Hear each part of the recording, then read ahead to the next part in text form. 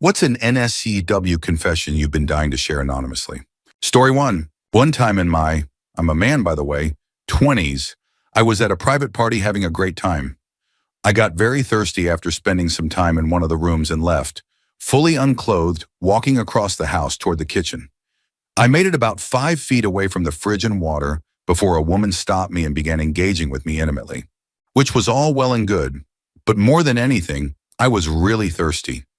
At this point, a crowd had gathered to watch the moment unfold.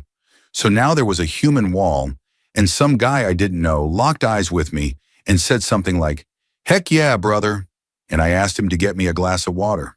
So while this woman continued the performance, this enthusiastic guy ran off and brought me water, and I chugged it while everything was happening, twice before she finished. I'll never forget the look of joy on his face. He was like the pit crew for a race car driver. He was completely dedicated to helping the situation succeed. Story 2. Over 20 years ago, a friend and I used to go out looking to meet new people, and we ended up connecting with these 2 guys who had hotel rooms nearby. So off we went. It turned out to be one of the most fun nights I've ever had. Not only was the experience really great, but the guy I was with was just so entertaining. We were laughing just as much as anything else. We broke the hotel bed and continued on the floor, the chair. It was a wild and hilarious night. Loud, silly, and full of laughter. Sadly, they were only in town for the weekend and lived too far away for anything long-term. So in the morning, we all laughed, exchanged thanks for the fun night, kissed goodbye, and mutually decided not to swap numbers. My friend and I met in the hallway, looking like total messes with our hair going every direction, both of us grinning like fools, and we even high-fived each other. It was an epic night. Anyway, a few months later, she and I ended up in another city and met this fun group of guys. We were chatting when one of them suddenly looked starstruck and said, "Wait, are you from Name of Town? Are your names?" We laughed and said, "Maybe. Why?" Then out of nowhere, all 6 guys dropped to their knees, bowing and laughing, yelling, "We're not worthy! We're not worthy!" My friend and I were completely confused. Turns out they worked at the same place as the 2 guys we met that night. But unfortunately, their boss had happened to be staying in the hotel room right between ours. He hadn't gotten any sleep because of the noise and was absolutely furious. The 2 guys ended up getting fired over the incident, but apparently they had told everyone that the night had been legendary and totally worth it. So we became legends to this new group of guys. We partied with them all night, but no, we didn't hook up with any of them. My friend and I never told anyone else how we got 2 bush pilots fired. We just laughed about it together every once in a while. Story 3. I had more intimacy with a girlfriend of 9 months than I have with my current wife, who I've been with for 14 years. My last girlfriend in university was 19 when I was 24. I was the first to give her a real experience through a combination of technique and attention. One detail happened by accident, but as soon as it occurred, she seemed more excited, so I went with it. After that first experience, she couldn't get enough. She was incredibly passionate. It wasn't unusual to be together multiple times in the morning, again around lunchtime, several times at night, and sometimes in the middle of the night. Same day. Typically, by the end, I felt completely drained. We stopped counting individual moments and instead measured how many hours we spent being close. She loved the thrill of risky settings, rooms where people were asleep, long drives, or even subtle moments during nights out with friends. We broke up before we could fulfill one particular fantasy I had, involving a crowded dance floor, the type where people dance very close, with her in a dress and things escalating without anyone noticing. I remember once, we were talking to her roommate, and in the middle of a casual conversation, she gave me a look, touched my leg, and we quietly left together. It's been nearly 20 years and I still think about her, and sometimes I still miss her. Story 4. One day I was feeling rough after a night out, so I decided to take the boat out and go fishing. After a couple of beers, I felt something shifting uncomfortably in my stomach, so I fired up the old motor and started heading toward the marina to take care of it. About halfway there, things got urgent, and I had to make a choice, either stay put and risk an accident or improvise off the side of the boat. I chose the second option. In one swift motion, I put the boat in neutral, stood up, turned slightly while lowering my pants, and leaned over the edge. I braced myself and gave a push, But what came out wasn't quite what I had expected.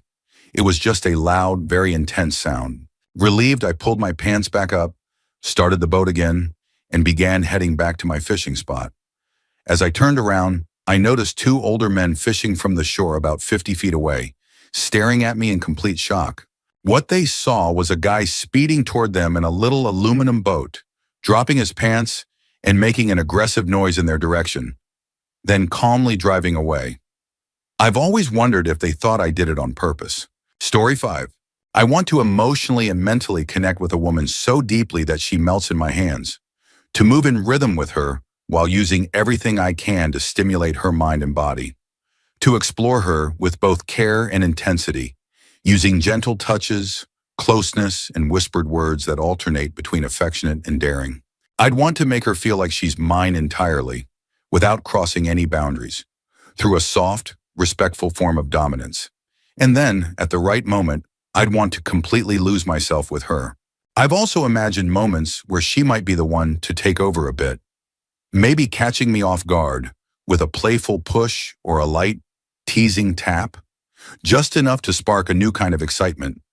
But in real life, I don't express this side of myself easily. I never want to make someone feel uncomfortable, so I usually hold back and let them take the lead. If you asked any of my friends, they'd probably assume I'm more on the passive side, just based on how I come across. Truth is, I think I'm more balanced. I'm probably what you'd call a switch. Story 6. It's not like a super secret I've never told anyone, but it's always nice to talk about. Some time ago, my boyfriend and I had two friends over to hang out, play games, and relax a bit. After a while, things turned playful between us, and that's how I discovered something new about myself. I enjoy being watched during intimate moments, especially while sharing eye contact with those watching. At one point, I was on my knees in front of one of the guys, while my boyfriend was being affectionate with him, and the other guy was nearby. I maintained eye contact with him the whole time, sometimes giving him a wink, and he'd wink back. There was a strange thrill to the mutual gaze. It made everything feel more intense. He became more excited as I looked at him, and we kept that connection the whole time. Afterward, I playfully pulled his hand toward me and gently licked his fingers. Sorry if my writing is a bit unclear. English isn't my first language, but I felt like sharing this memory because it left a lasting impression on me. Story 7. I walked in on a friend who decided to take a private moment during a house party to use a vibrating personal item. I have no idea why she chose that time in particular. Maybe she had feelings for someone at the party. She was staying in my guest room, which also doubled as food storage space. I was looking for more drink cups, opened the guest room door, not knowing she was in there, and she suddenly sat up in bed. I apologized and she said, "Oh, I was just taking a nap," while looking very wide awake. I could hear a faint buzzing noise. I could even see some lights, apparently the device had them, glowing softly under the thin blanket that covered her lap. "Oh, I'm sorry, I was looking for drink cups," I said. But before I could leave, she awkwardly pointed out the metal shelves in that room and claimed she had already put the cups out. But the cups were still clearly sitting right there in plain view. She saw them. I saw them. She saw me see them. But at that point, social rules took over. She had pointed to the cups, so I had to grab them and go. I picked them up and told her to have a good nap. To this day, I'm convinced she thinks I had no idea. And honestly, I want her to keep thinking that. Story 8.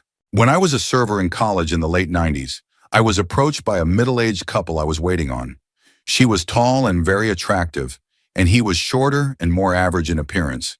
They left me a $200 tip on an $80 bill and told me that if I came to their hotel after my shift, I'd get another $200 just for knocking on the door. Since $400 was enough to cover my month's rent and utilities, I decided to go. She answered the door in an open robe, gave me the $200, and said if I sat on the bed next to her, I'd get $100 more. So I did. He was fully dressed, sitting in a chair, and said if he could watch us kiss, he'd give me another $100. That moment led to more, and although it was clearly something they'd done before, they had a wide variety of protection on hand. I kept things respectful and safe.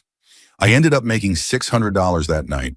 2 weeks later, a different couple I had never seen came in and specifically asked for my section. They told me they were friends with the first couple and were much more direct about what they wanted. $500 for me to be with her, while he watched, and $100 more if he could observe more closely.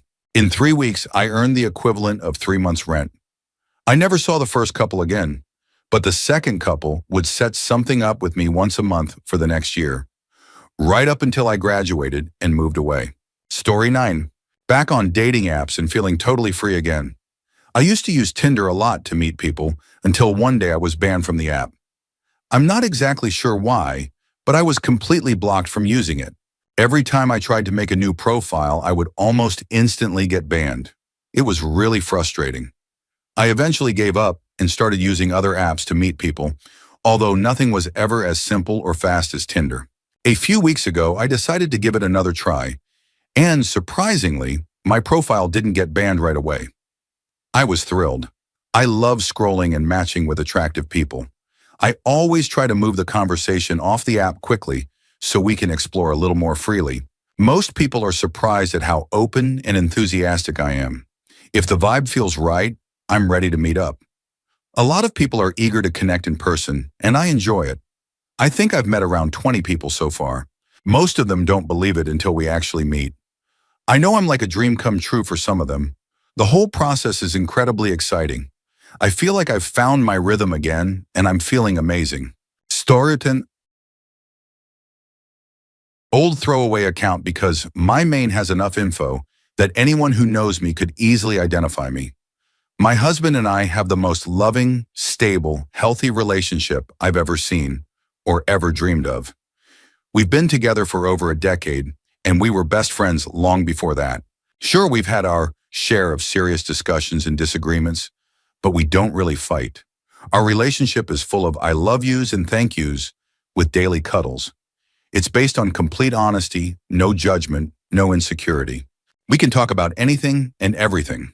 Friends who've seen our relationship over the years say we're their model couple, the kind of relationship they aspire to have. But no one knows that we're about to open our marriage. We've been loosely non-monogamous since day one, always with a high threshold for what we consider a breach of trust, and never believe that attraction or love for one person takes away from another. Some of our closest friends are in healthy poly relationships, but most of our circle is monogamous. We're not quite ready to tell anyone yet. We're still figuring it out ourselves. I've been dying to talk to someone about it, and while I think some friends would understand, others might think we're risking something too perfect. This year I met someone. A few months ago I told my husband, I think I have a crush on our new mutual friend. His response, what are you going to do about it? As someone with a historically low libido, my desire has suddenly skyrocketed. It sounds cliche, but I feel like I've woken up. We discussed the idea of opening our marriage for months, trying to decide if it was a huge mistake. Meanwhile, our own intimacy became stronger and more frequent than ever before. It's ironic. These deep conversations about something so personal have made us feel even closer. It's like we unlocked a new level of love by preparing to occasionally take space. I recently shared my feelings with the person I had a crush on, with my husband's support. He feels the same, but he wanted to talk to my husband face to face before anything happened. Last week, the three of us spent a day together and had an honest conversation. It turns out he's had experience with open relationships and was open to it. My husband is genuinely excited for me, his best friend, to experience this.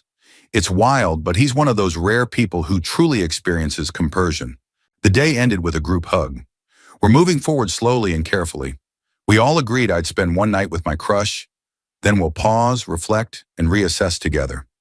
My first official date with him is tonight. I'm beyond excited. He honestly looks like a Greek statue. Story 11.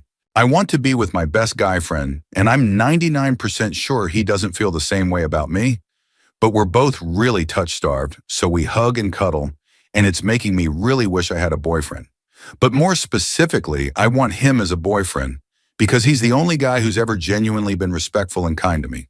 The thing is, I only have 3 close friends, and we're all part of the same friend group. Changing that dynamic would affect everything, and I'm torn between loving the friendship I have with him right now more than anything, and still craving something deeper. I already know that when he eventually gets a girlfriend, I'm going to be incredibly jealous. He probably won't pay as much attention to me, and he might even stop doing the affectionate things we do now if his girlfriend is uncomfortable with it. I know I'll be jealous because I already feel it when one of our other friends gets attention from him. I'm jealous of both of them, not just her. He once slept over with the three of us girls and he fell asleep with his face on my chest, hugging my torso, with one of his knees resting between my legs while I played with his hair. He'd wake up and look at me, then honk my nose, and I'd do the same to him before he drifted back to sleep. When I turned away, he wrapped his arms around me, pulled in close, and rested his head on the back of my neck.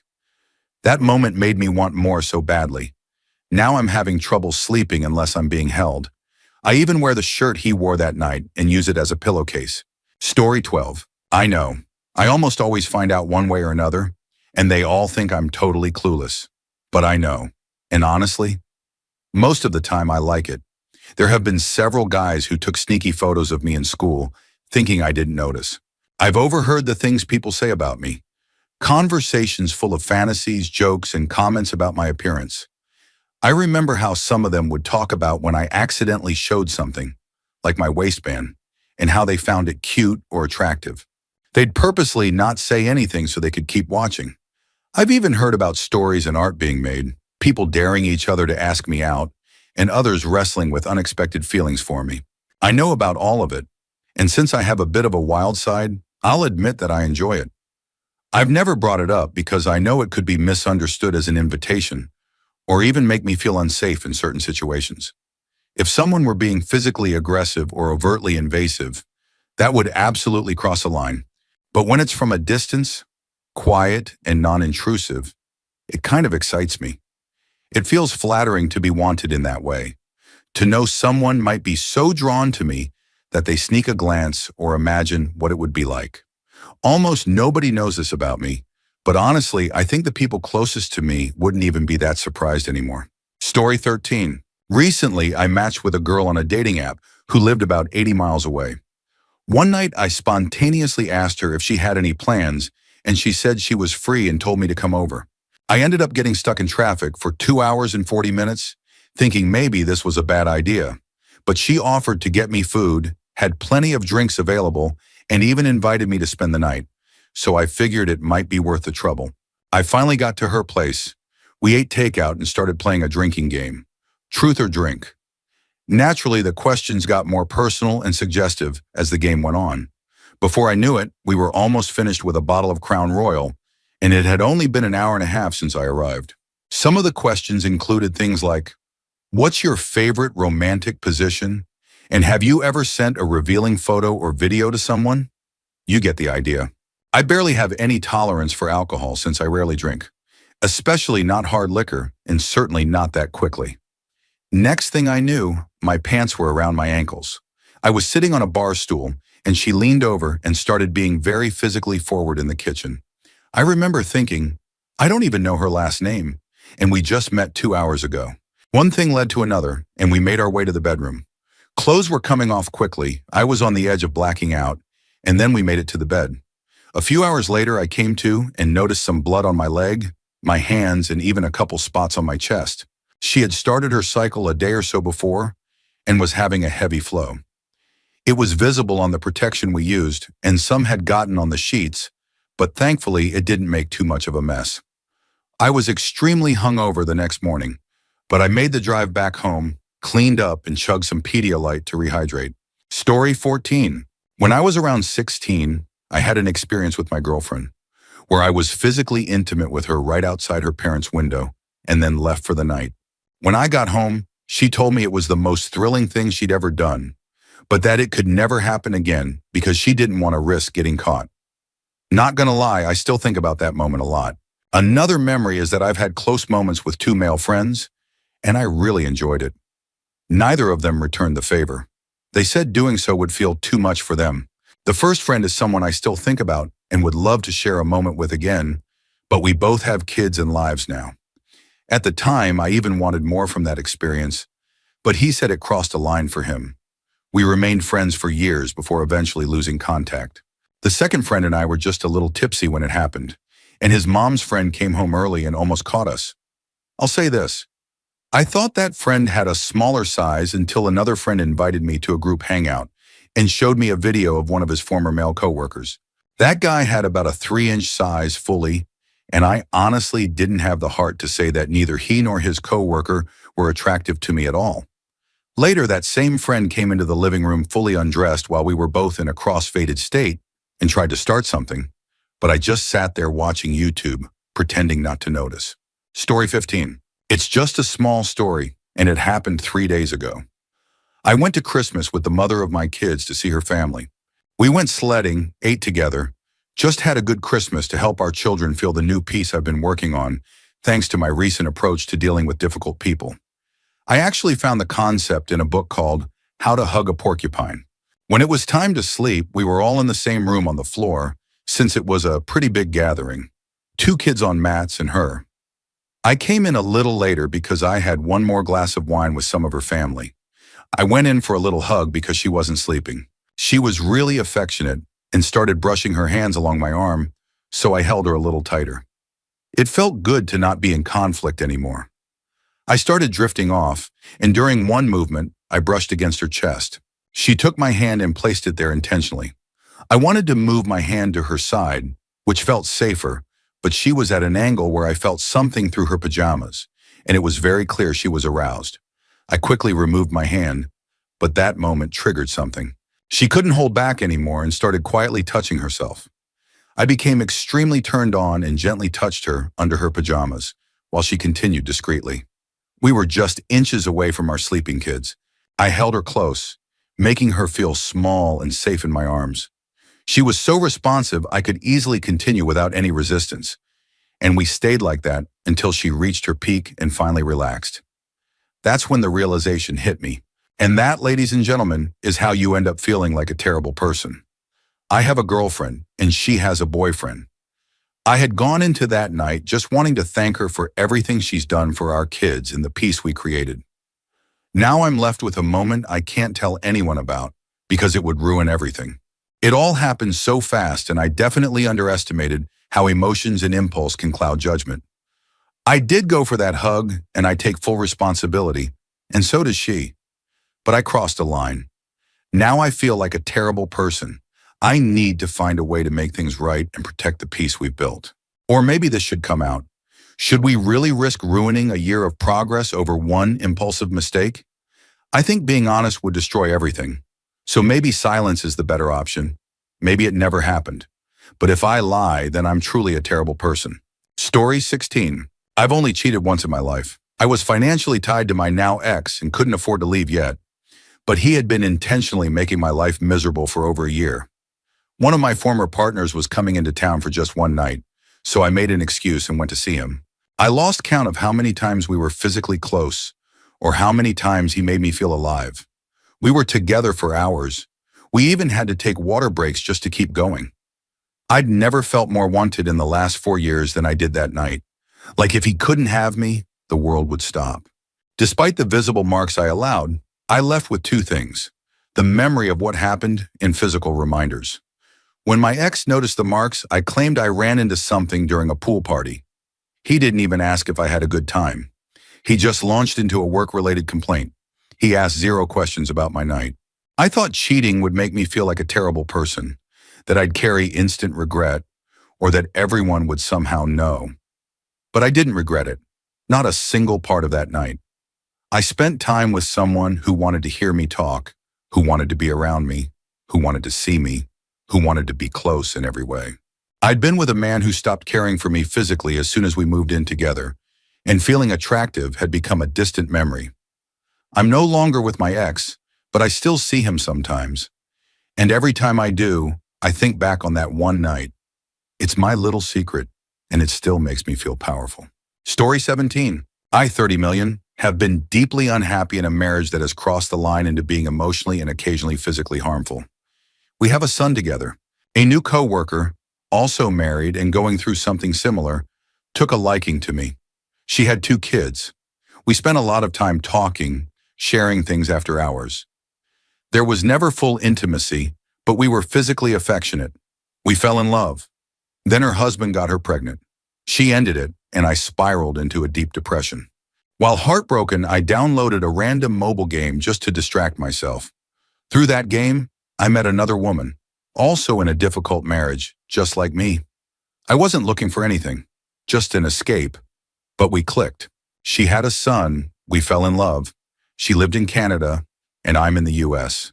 Things felt possible again. My depression lifted, but she called it off too, saying it wasn't realistic. I fell back into another deep depression and started drinking heavily. I'm not even sure why I'm writing this. I feel like I'm the worst version of myself right now. I feel stuck, trapped in a life I don't know how to escape. The only reason I haven't left my marriage is because I can't stand the idea of being away from my son. This probably isn't the kind of dramatic confession anyone wants to hear, but talking about it helps me cope. I don't know what comes next. I just know that this isn't the life I want, and I don't know how to change it without breaking everything else around me. Story 18. I had a quarter-life crisis at age 25. One day I was doing laundry at my ex's place, and we ended up being physically intimate again, mostly because we didn't know how to connect anymore in any other way. He would always cry afterward and feel guilty, and I'd feel terrible for letting it happen again. Then I went home to my apartment and ended up hooking up with someone I had a casual thing with. And during the moment, he blurted out that he loved me. The worst part? He had a steady girlfriend. They were poly, and he hadn't even told her he loved her yet.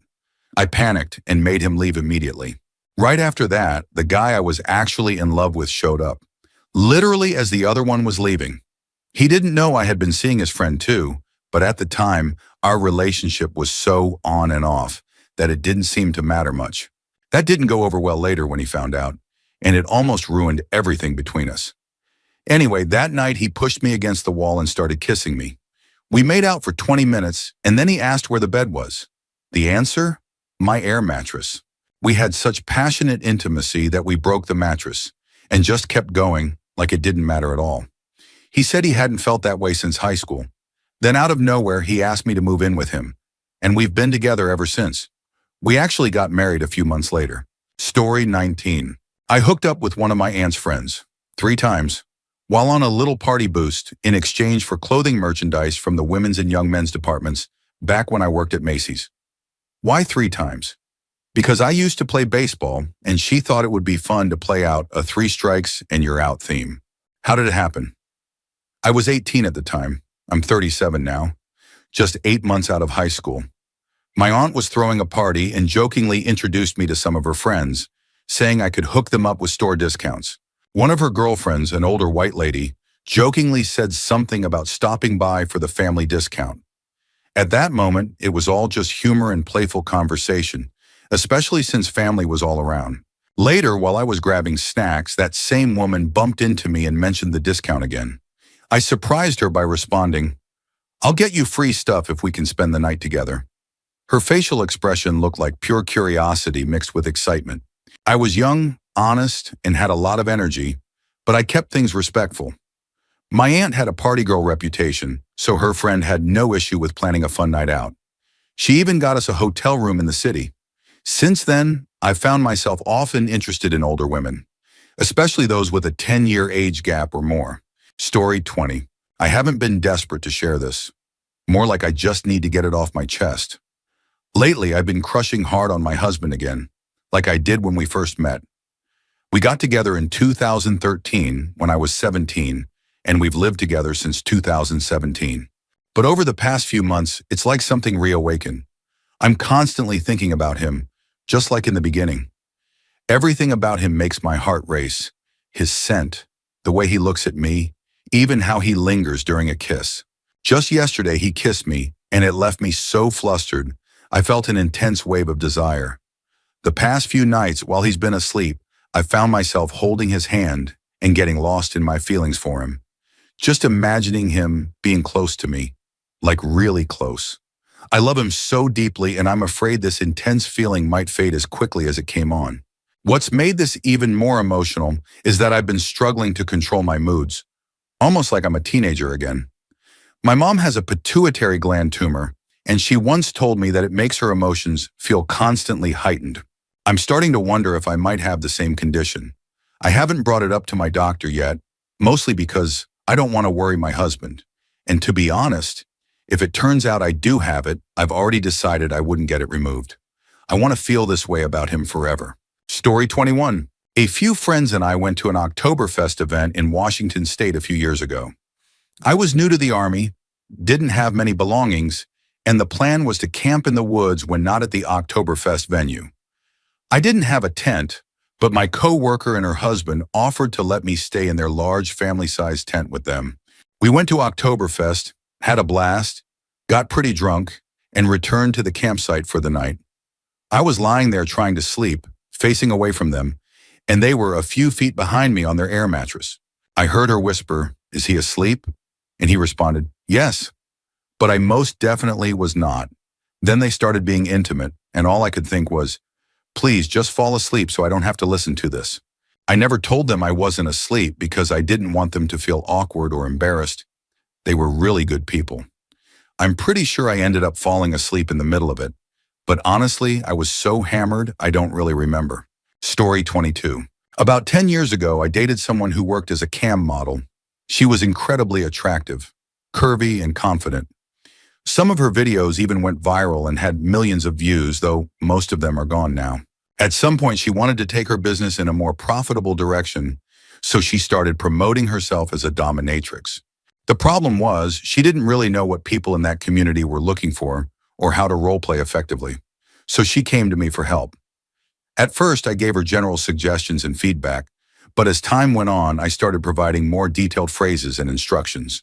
Eventually, she would sit on cam with a keyboard on her lap, smiling and pretending to type, while I sat next to her with the actual keyboard, sending messages to her audience. I'd type things like how they should show devotion, prove themselves worthy, follow her instructions, and more. I even gave them tasks to complete between sessions. It was surreal, but strangely effective, and she made great money doing it. Story 23. I stayed in a relationship with an ex who emotionally manipulated me. She struggled with severe bipolar disorder and often threatened to hurt herself if I did anything she didn't approve of. She also took financial advantage of me, like the time she hit a parked car and guilt-tripped me into paying for it instead of using insurance. My friends couldn't stand her and constantly asked why I didn't leave, even though she was clearly damaging my well-being. At the time, I was in my mid-20s, had self-esteem issues, and she was only the third girlfriend I'd ever had.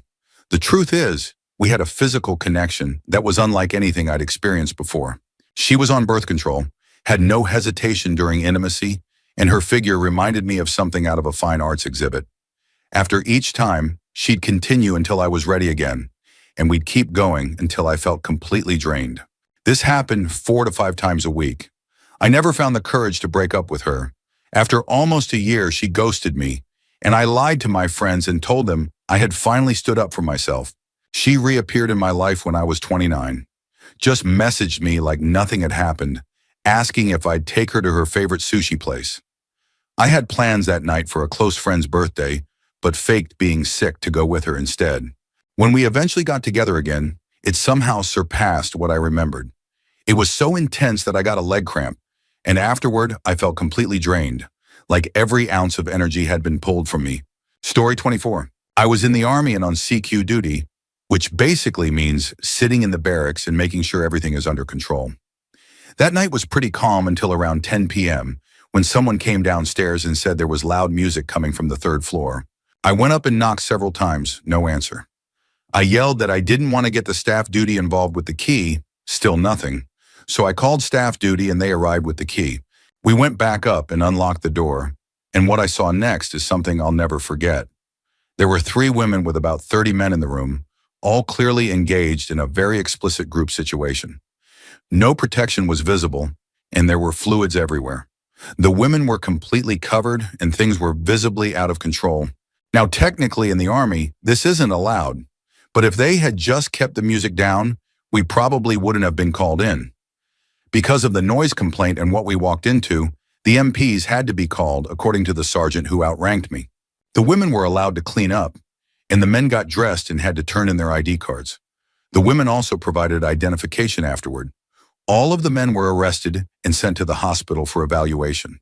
The 3 women were also transported to the hospital. 2 of them later turned out to be pregnant. Sadly, everyone involved ended up being dishonorably discharged. Worst part? I had to clean the walls and floors and write a detailed report for the MPs. Story 25. My friend and I were getting ready at his place to go out to a dance club. His sister and her friend were also there, doing the same. At one point, we were all in the basement, just chatting casually, when my friend and his sister went upstairs for a bit, leaving me alone with his sister's friend. We all knew each other pretty well, and she had just found out that her boyfriend couldn't make it that night. She said, "God, now I'm convinced he's cheating on me. This sucks. I really wanted to let loose tonight." I didn't really know what to say, so half-jokingly, I asked if she still planned on doing that without him. She quickly responded, "If he doesn't show up, maybe I'll just take you home with me instead." I was stunned and just laughed it off, not wanting to spark any drama or make a bad decision. I think she realized it wasn't a good idea either. Still, we flirted with each other and danced the whole night. She kept hinting that I should be the one to drive her home, but I played it cool and avoided the situation. It was incredibly difficult, knowing that under different circumstances, we probably would have had a memorable one-time thing. Turns out her boyfriend wasn't cheating after all, so in the end, I made the right call. Story 26. I have a female cousin, our grandmothers were siblings, who is the same age as me. We grew up attending school together and were always at family events. Around age 6 or 7, we began exploring things we didn't fully understand. I honestly don't remember how it started. It was mutual and completely naive. We never actually did anything extreme, but there were moments of curiosity, looking, touching, and mimicking behaviors we didn't comprehend. The encounters were always short, since we were usually surrounded by family. It ended when another relative caught her watching me use the bathroom. After that, we were kept apart more, and eventually her attendance at family gatherings faded due to her parents' divorce and moving away. We've never spoken about those events again. Today, we're still on good terms. We're friendly and talk at family gatherings. Despite that, I believe the experience left a psychological mark. I don't have any interest in pursuing something like that now, and I know it was an innocent childhood misunderstanding, but I still feel an odd attraction to her, even though I would never act on it. I think it may have shaped my interest in taboo topics or fantasies. I never seek them out in real life, but they linger in my imagination. I often daydream about things that are off limits, not because I want to act on them, but because they stir something emotional. This is the first time I've ever shared any of this outside of what happened between us. It's like an itch that can't and shouldn't ever be scratched.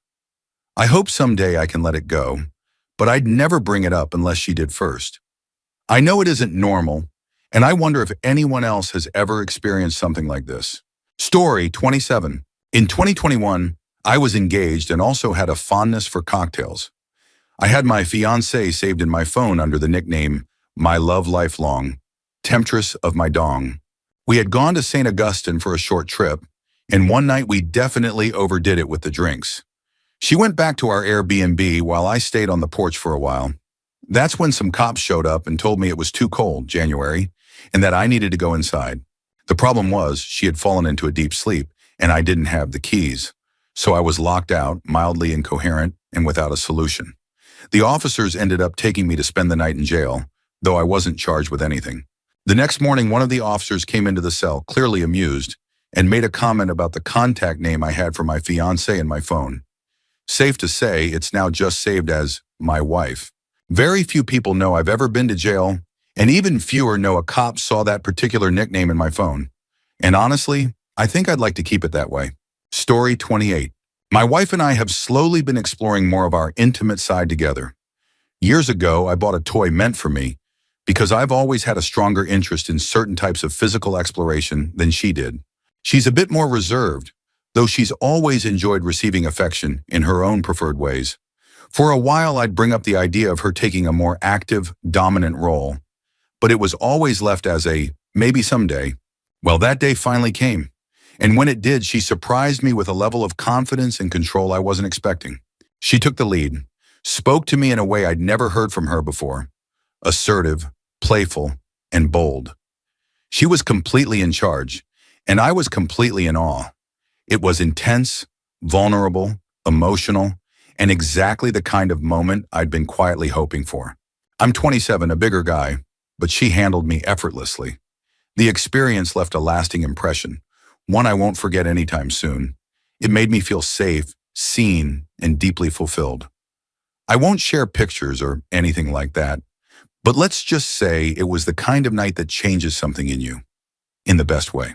Story 29. Late one night, when I was about 5 or 6 years old, around a year after my parents had separated, I heard a strange noise at my bedroom window.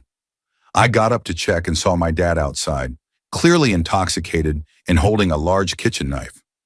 I cracked the window open, and he told me he had forgotten something important and needed to come inside to get it. Being a kid, I let him in. He thanked me, tucked me back into bed, and then walked down the hall to my mom's room. What happened next was terrifying. He tried to confront her, but she had been woken by the sound of the window and was prepared. She kept a baseball bat under her pillow and managed to disarm him. In the chaos, she struck him in the leg, hitting a spot that bled heavily. He fled the house and ran to a neighbor's, who called for medical help. Years later, he would occasionally show off a scar on his thigh and claim it was from a motorcycle accident. Much later in life, while talking with my mom about the strange people and moments in our lives, I brought it up. Her face turned serious, and she asked me if I wanted to know the truth about where the scar really came from. I said yes. Story 30. My girlfriend and I have been together for 7 years, and we've lived together for almost 4 of those. Last year, we went through a rough patch and were close to breaking up, but we managed to work through it, and we're stronger than ever now. However, our physical relationship hasn't quite bounced back. We went from being intimate once or twice a week to maybe once every 2 or 3 weeks. We've talked about it and both acknowledge it's something we're aware of. Even though everything else is still there, flirting, playful talk, even some physical closeness, she has a hard time getting in the mood lately. I'm the type of person who becomes even more attracted to someone the more I love them. Just thinking about her turns me on. That also means I'm usually ready for intimacy, but I don't want to pressure her or make her feel self-conscious about something she's already sensitive to. What's tough is that sometimes I feel like there's no point in trying because I know how it's going to end. And even though my girlfriend knows I might take care of myself once or twice a week, the truth is that I do it more often because of this cycle. Wanting to be close but not being able to, or starting and then stopping halfway through. It really worries me when I think about our future. I love her deeply and can't imagine my life without her. I'm planning to propose within the next year, but I can't help but wonder if this might become a bigger issue that could eventually threaten what we've built. Story 31. I once had a surprising moment while on a road trip with a friend. I was 25, in good shape, and we had ridden our motorcycles down to South Carolina. At some point during the trip, we decided to rent a jet ski for 30 minutes. I took the first 15-minute ride, then came back to let my buddy Mike take over. After getting off the jet ski, I stood by my bike in a black Speedo, using a spare t-shirt to dry off. I started to pull my jeans on over the wetsuit when the woman who owned the rental business, a very friendly and confident woman, around 45, came over and offered me a towel. She suggested I dry off properly so I wouldn't have to ride back in wet clothes. She led me over to the trailer they used as an office. I walked in and began drying off while she stood nearby and chatted casually about things to do in the area. She was very engaging and just the right mix of friendly and flirtatious. As I stood there still in my swimwear, I started to feel a bit self-conscious because I was definitely reacting to the situation. She noticed but didn't say anything, just smiled and kept the conversation going. I asked her if it was really okay for me to change out of the suit, and she said, of course. So I did, fully undressed while she kept chatting like nothing unusual was happening. After drying off, I slipped into my jeans, commando, and told her I'd be thinking about her when I was relaxing back at the hotel. Story 32. I'm not sure this is the kind of NSFW content people expect, but I just feel completely alone in the world, and I think about disappearing every single day. I'm 43. I have no family, no partner, barely any friends, and I talk to almost no one outside of work. Even then, it's mostly surface-level chatter with coworkers while we're on the clock, and sometimes not even that. I don't feel like I belong anywhere anymore, and honestly, I'm not even sure I want to. I work evenings into the early morning, 5 p.m. to 3 or 4 a.m., as an assistant manager at a small business. I sleep most of the day, and for the last month, that's been my entire life. I can feel whatever remnants of youth and purpose I once had slipping away. No one would really notice if I just vanished. I don't find joy in the things that used to excite me anymore. Right now, I'm staying with a very kind friend while I try to save money and get back on my feet, and I'm truly grateful for that. But sometimes I still feel like walking out the door and never coming back. Not here, not to work, not to anywhere. My dogs are the only thing keeping me tethered to life, but even they feel distant at times. I'm exhausted all the time. I work more than 50 hours a week and still try to hit the gym when I can, but my energy is gone. Being around people is overwhelming since the pandemic. I just want peace. I just want to live in a quiet cabin in the woods, far away from everything. Story 33. When I was 20, about 10 years ago, I went to my friend's house looking for him. As is common in many Latin households, the garden gate was open, and family friends often come and go freely. I walked inside and saw his mother crouched down, cleaning something off the kitchen floor. She was wearing a short jean skirt that revealed more than I was prepared for. She jumped a bit when she noticed me and let out a surprise sound. I just stood there frozen, unsure of how to react. She told me my friend wasn't home. He had gone to visit his father that day. Then surprisingly, she asked if I liked what I saw. She stepped closer and touched me, clearly noticing I was visibly affected. Things escalated from there. Though I wasn't a virgin at the time, the moment caught me completely off guard. She later said she was teaching me to be a man and joked about how she was shaping me in her own way. It was a wild time in my life and something I still think about now and then. Story 34. My wife and I have been in a long dry spell since our son was born in the 2022. We've only been physically intimate less than 10 times in almost 3 years. We've talked about it, argued about it, and tried to fix it. Nothing's worked. One of the ways I've coped is by finding private time when I'm home alone. Sometimes I'll go through her laundry hamper and use one of her worn items for comfort and stimulation, holding it to my face while I take care of things myself. If she ever found out, it would probably start a serious argument and maybe even land us in marriage counseling. Still, I think we'd eventually come back from it. I haven't cheated and I haven't crossed any major lines, but I'm a man who's been left without intimacy for years. To make things harder, my wife considers watching adult content to be a form of cheating. I've always disagreed with that, but I respected her boundary when we had a healthy relationship. Now that physical closeness has disappeared from our marriage, so has my motivation to maintain that particular agreement. I've never flirted or touched another woman, but I absolutely fantasize. It's how I get through this, even though it weighs on me more than I care to admit. Story 35. I once shared a very intense fantasy with a former coworker. She mentioned it to me first, and surprisingly, I felt the same way. We never actually did anything physical, though. She only sent me a couple of suggestive photos, but that was the extent of it. We used to talk about how we wanted the scenario to go. She imagined being taken by surprise near her car, pulled into a small space, and taken to an unknown location. She imagined being stripped and cleaned with water, similar to a scene from a movie. In that fantasy, I would be the one she envisioned taking control, while someone else restrained her, and things would escalate from there. I had a slightly different vision, where I'd pick her up from her house and drive to a secluded parking area I knew, which I considered ideal for that kind of dramatic scenario. I imagined her clothes being torn off, her being restrained inside a vehicle, and things going to an intense and raw place. I no longer feel any pull toward that kind of fantasy, but at the time, we both became noticeably excited whenever we talked about it. I don't know why we never went through with it, even though we were both willing.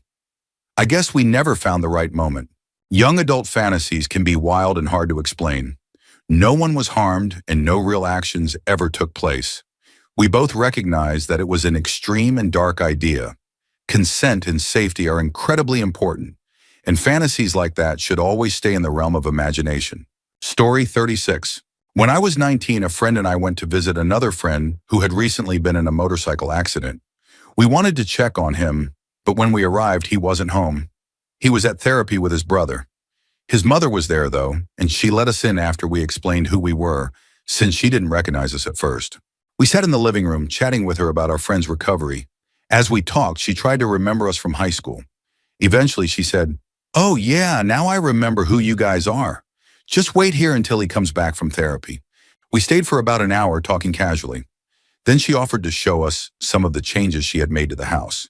She gave us a tour of the kitchen, the bathrooms, the backyard, and finally her older daughter's room. She sat on the bed, asked us to close the door, and then said something I'll never forget. "I know you guys used to check me out back in high school." My friend and I looked at each other, both feeling surprised and unsure of what to say, so we just gave her an awkward smile and apologized. She laughed it off and said she was used to it and knew she was attractive. Trying to change the subject, my friend commented on how nice the room was. She pulled him to sit beside her and started getting physically close. I stood there unsure of what to do, and then she looked at me and said, "Come over here and help me out." My mind was racing. What was even happening? In the end, the situation escalated into something we never expected. The three of us became involved that day. My friend and I kept this story to ourselves. Our friend group is large, and we didn't want to create drama or gossip. Looking back, it felt like something out of a fantasy, a surreal, unexpected experience that we decided to leave in the past. Story 37. My girlfriend of 3 years, we're in our 20s, has an extremely low S drive. She's likely somewhere on the Azul spectrum, though she's never looked into any of the different categories. She only feels interested in intimacy maybe once every 3 to 4 months, and she's completely content with that. Meanwhile, I have a strong drive every single day. And what makes it harder is that she's absolutely stunning. And 9 times out of 10, she's the reason I'm feeling that way. I catch myself staring at her all the time. I'm madly in love with her, and she feels the same. We're even planning to move in together and eventually get married. It just kind of hurts knowing that our physical relationship likely won't improve. If anything, it's gotten less frequent over time. In our first year, we were intimate once or twice a month, but that's been steadily decreasing. We used to experiment with different things early on, like toys and various interests. But nowadays, she doesn't enjoy anything other than the most basic experiences. I've discovered a few new interests over the last 2 years, but I haven't had the chance to explore them. The thing that confuses me the most is that when we are intimate, she seems to really enjoy it. She'll have a very intense reaction, but then won't feel any desire again for months. Still, I love her deeply, and I've never once considered leaving her. Just needed to get this off my chest. Story 38. I'm a straight guy who used to present as a woman online to feel desired, especially during a time when I was stuck in a relationship that lacked intimacy. It started innocently with anonymous video chats. But as I gained confidence, I began doing live shows and uploading pre-recorded videos on adult platforms. The positive feedback from both men and women surprised me, and I quickly became addicted to the attention. Some viewers preferred seeing me dressed up and performing from the front, while others liked the view from behind, where I'd use certain props and outfits like fishnets or tutus.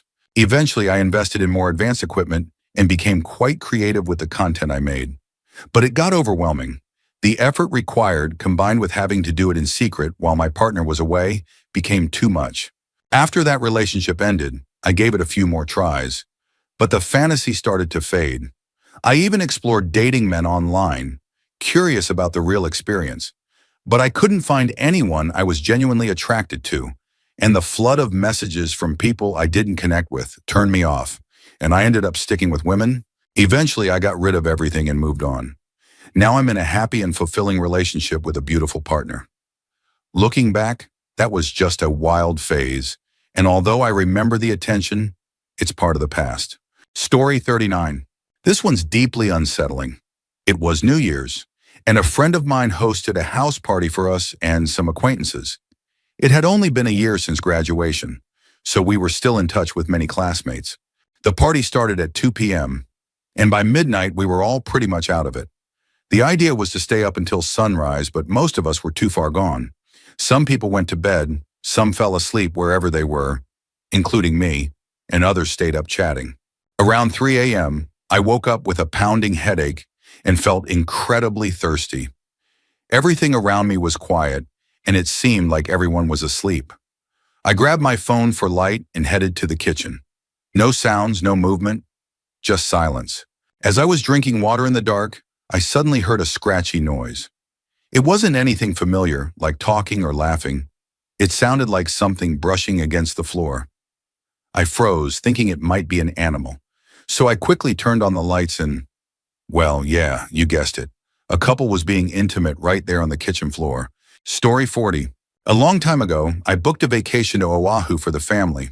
About a week before we were supposed to leave, I was watching diners, drive-ins, and dives on TV, and they featured a pancake place in Oahu with these gigantic pancakes no one could finish. I thought it would be fun to take the family there after seeing it on TV. I gave it my best shot, but we barely made it through maybe 40% of those massive pancakes. Afterward, we drove back to the hotel and decided to go swimming. My stomach started gurgling a little. No big deal at first, but then I got intense cramps. I slowly began working my way to the side of the pool, and that's when I found out that whatever kind of gluten they used in those pancakes did not agree with my body. And before I could get out of that pool, all the pancakes left my system at an incredibly high rate of speed. I felt awful, but there was nothing I could do. Story 41. I've struggled with intrusive thoughts since I was around 9 or 10. I was bullied constantly. Girls mocked me for being too thin, and because my mom dressed me in frilly dresses and elaborate hairstyles, and boys picked on me for being shy and skinny. One boy even punched my arm so hard it left a bruise. I told my parents I fell off a swing set. The first time I tried to hurt myself, I was a kid and swallowed 9 Tylenol. Later, as a teen, I tried again and even mixed my mom's painkillers with my dad's liquor in my early 20s. In my mid-20s, I considered jumping off a bridge near my house, but didn't go through with it, mostly because I feared the fall wouldn't be fatal. Sometimes I have those thoughts even when I'm not sad. It's more about not wanting to be here anymore. I've even written letters and saved some money in case things suddenly take a turn. The thoughts scare me, but I always hold back. I've never told anyone because I'm afraid I'll be forced into therapy or possibly hospitalized. I don't even know if that's the right word, but that's the fear. Story 42. I once had a moment with someone I never thought I'd be intimate with, and probably won't ever tell anyone who knows us unless he brings it up first. At the time, we were both single, so no one was betrayed. We had known each other for about 5 years, hung out a few times, smoked together, which everyone knew, flirted, fooled around twice, and even exchanged messages of a more personal nature, which nobody knew. I never thought anything would happen between us. I always told myself it shouldn't happen because I'd want something more. I had a bit of a crush on him, but it's hard, maybe impossible, to be with someone who insists on being single. I knew I'd be risking another one-sided situation, something I'd already been burned by before. But one night, after a show, he invited me to where he was staying with a relative, and of course, I went. He'd taken something earlier and seemed a bit out of it, but still affectionate. To my surprise, we ended up being together. It wasn't a 10 out of 10 experience, probably due to whatever he had taken, but the chemistry was there, and it was still exciting. I didn't develop deeper feelings because I was still not over my ex, who he oddly reminded me of. That was the last time anything happened between us. Honestly, I'd love to brag about it to my friends because he's kind of a big deal, but I can't, for reasons I won't get into. Story 43. This is rather tame compared to most comments on this post, but I've been writing a romance-themed book that's now almost 250 pages long. I gave myself a challenge to write something in a genre I've never tried before, but every genre felt pretty manageable, except one. As someone who identifies as casual, meaning I don't experience sexual attraction, I've never really read romance-heavy content and don't have much personal experience with it. I thought it would be interesting, maybe even humorous, for someone like me to try writing scenes centered around intimacy and deeper connections. It started as just a short, simple story, but I became really attached to the characters and the world I was building, so I kept going. Now I'm at nearly 250 pages, not including the several chapters I've drafted but haven't added to the main storyline yet, and I'm genuinely in love with the universe I've created. Writing this has taught me so much about how I process emotional closeness and even gave me insight into my partner, who's been a huge source of inspiration and support.